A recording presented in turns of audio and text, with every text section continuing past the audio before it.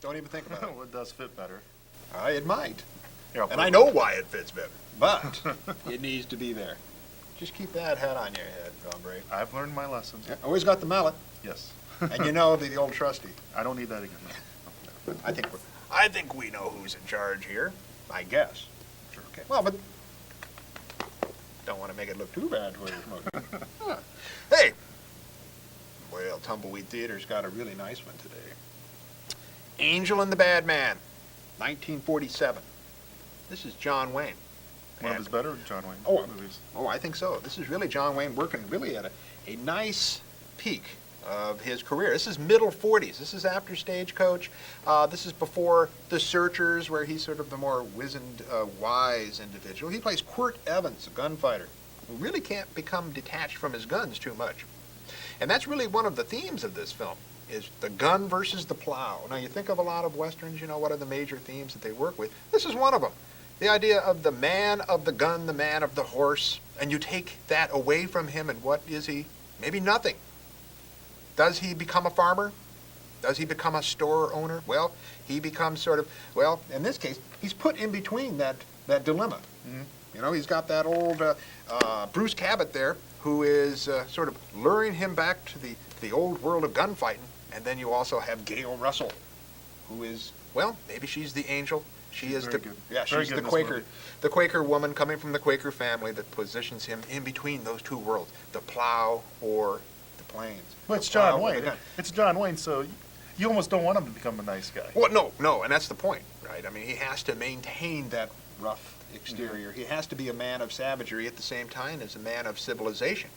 He's prone towards violence. Civilization, but at the same time, he has that violent edge, yes. The violent past. You'll hear about that. He's always got that. How he comes into that violence. But he has to harness that for the good of society. And the Quaker family, the Worth family, what a great name for them as well. The Worth family, really, are they worth? What is worth fighting for? Is the issue of this film. This film is directed by James Edward Grant. And this is one of the first of the films. He only directed 2, as a matter of fact. He was more known as a writer, and he was John Wayne's rewrite man. And this is the first of the John Wayne produced films. He produced this film as well.